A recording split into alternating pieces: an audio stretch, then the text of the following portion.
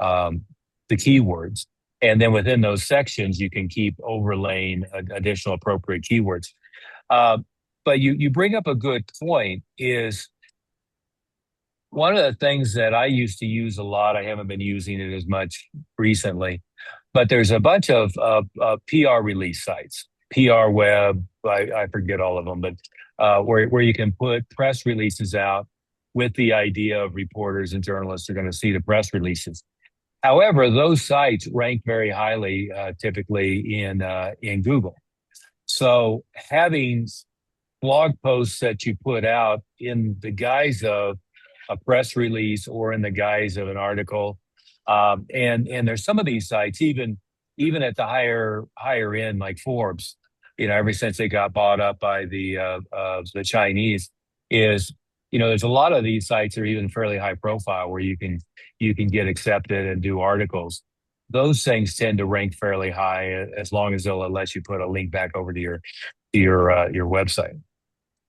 Okay. So it was a really good question. Oh, thank you. You bet. Tim, back to you. Yeah, I had a school event, so I guess I got some questions on it. Maybe you could help us out a little bit. Go right ahead. Some really good news. I mean, I had 67 kids, three different sessions. I had them for about 30, 35 minutes, and they rotated in a new session. At the end, when I was putting my stuff away, I just try to speak to everybody that's there, and I happened to speak to the lady that was the principal of the school. And I complimented her on how good the kids were at the school, and she thanked me for coming out. And I talked about being a PE teacher for the day back in the fall. Well, first of all, I talked about being part of their back to school orientation. She said, "Love to have you." Talked to her about PE teacher to the day. She said, "Man, the PE teacher would love that." Then I made a mistake on the school enrichment program.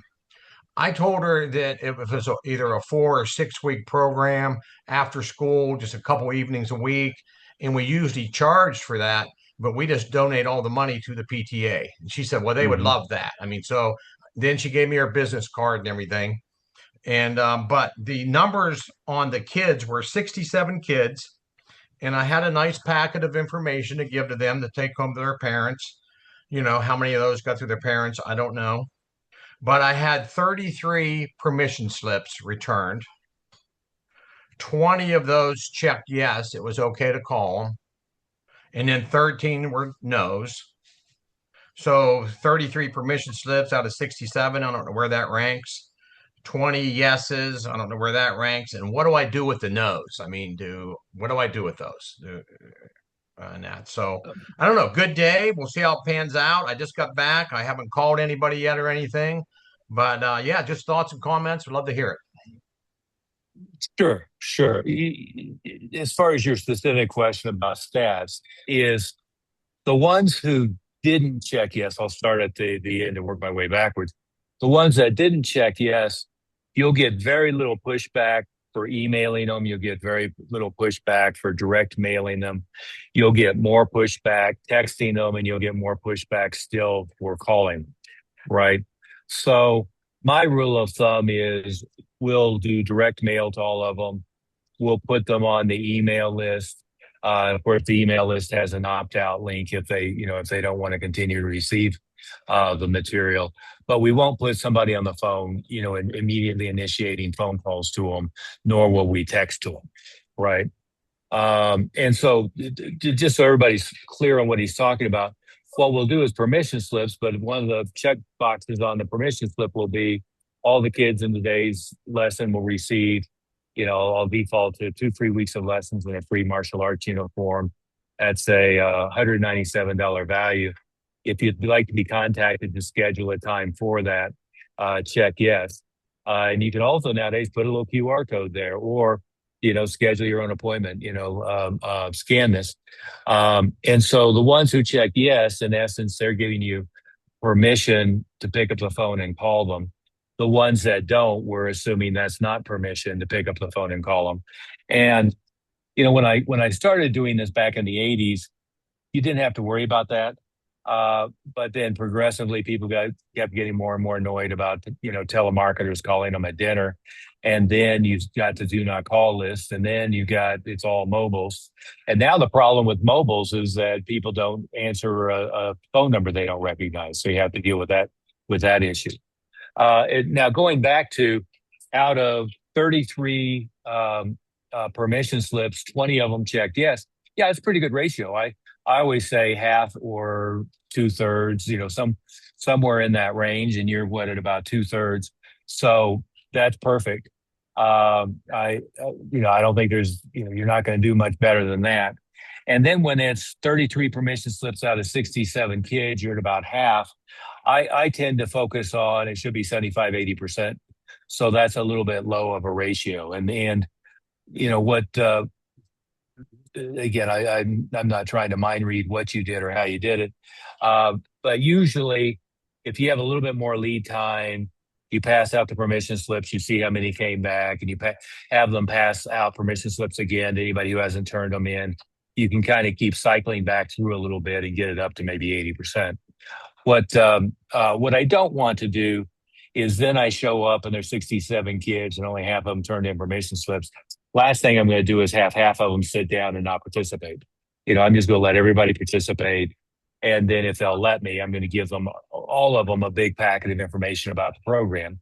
But what you've got 20, very excited, enthusiastic leads that you can follow up on. And then the follow up on them is, keep in mind, best is live person calling them. The hard part about live person calling them is people don't answer unknown numbers nowadays. So you can send a text ahead of time. Hey, I'm so-and-so at the martial arts school. I was going to give you a call about that, 2 free lessons. Here's my number. Here's my contact information you can add to your phone. Minute or two later, you call them. And hopefully they answer the phone. If not, you leave a voicemail, and then you text them back. I tried and missed you. When's a good time that you'd be available? And by the way, add the contact record I just sent you to your contacts, so you have our phone number, address, website, etc. So you call, you leave a voicemail. That's Moody calls it CTA. CTE, call, text, email. I always tease him because it leaves out voicemail, call, leave a voicemail, text them, send an email. But I always want to include my contact information there. And Tim, let's go back to the conversation with the principal. I think all of it was just fine. The timeline I've seen for the after school enrichment programs that convert the best, and here's the number. So if there's 500 kids in the school, and I'm pulling that number just to make it easy to do in my head, if there's 500 kids in the school, we would get about 20% of them into the after school enrichment programs. So 500 kids equals about 100. And then we would convert about a third of them into students. So 100 students ends up with 30 to 35 enrollments. Now, what that also leaves is it leaves another more or less 65 kids that are in your email list or in your text message list or in your phone list that you can be inviting to all of the different type of activities and events that you do at the school. So there will be a number of others that you eventually get. The 1/3 enrolled, I'm talking about that's within the time of the program or shortly thereafter. Once